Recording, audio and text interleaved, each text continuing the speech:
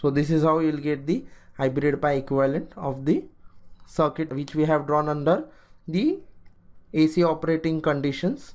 Now we need to find the input resistance and the output resistance and the voltage gain.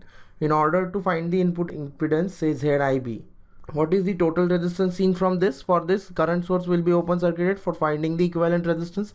So when you look from this point, ZIB is nothing but R pi.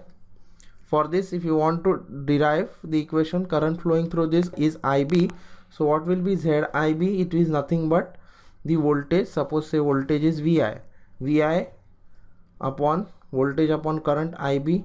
VI is nothing but IB into R pi divided by IB. So what is the total resistance? R pi. This is how we are getting ZIB as R pi. And what will be ZI? 120K in parallel with ZIB. You have got R pi.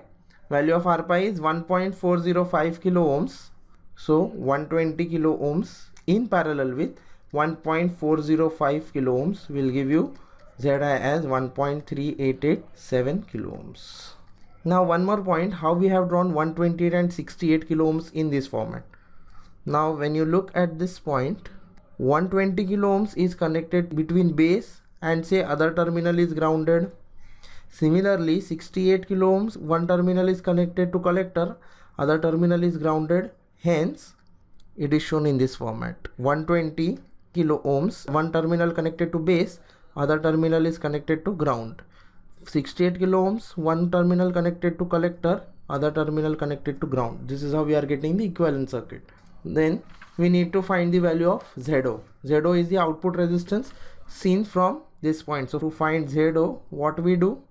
We set Vi to be 0. This is the condition for finding VO. When Vi is 0, my V pi will be 0. When my V pi is 0, my Gm into V pi is 0.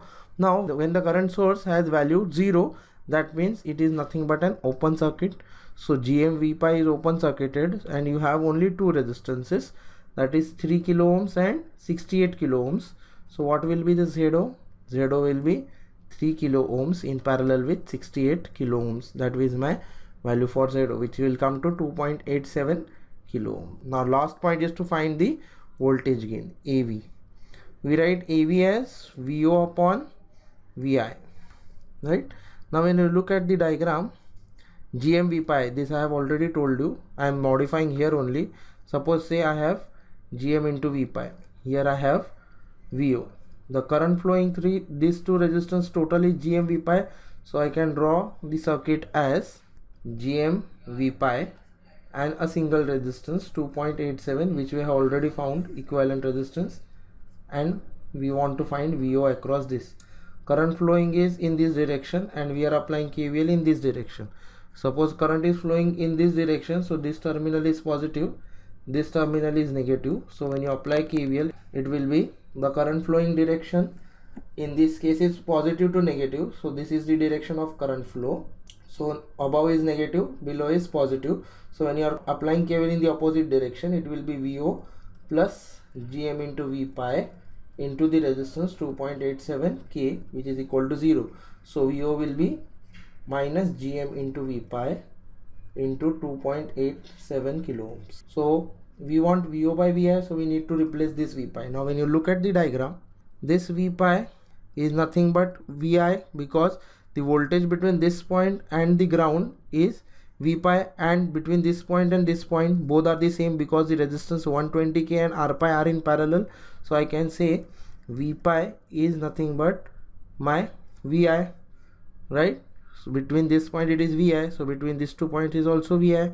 So what I can say, V pi is Vi, so I can write VO as minus Gm Vi into 2.87 K. So my VO by Vi is nothing but the voltage gain, which is minus Gm into 2.87 kilo ohms.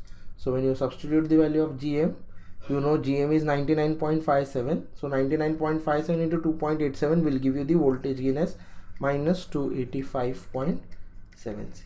Always remember, for common emitter configuration you will get 180 degree phase shift. That means you will get a negative sign and the voltage gain. Thank you for watching in 5 minutes.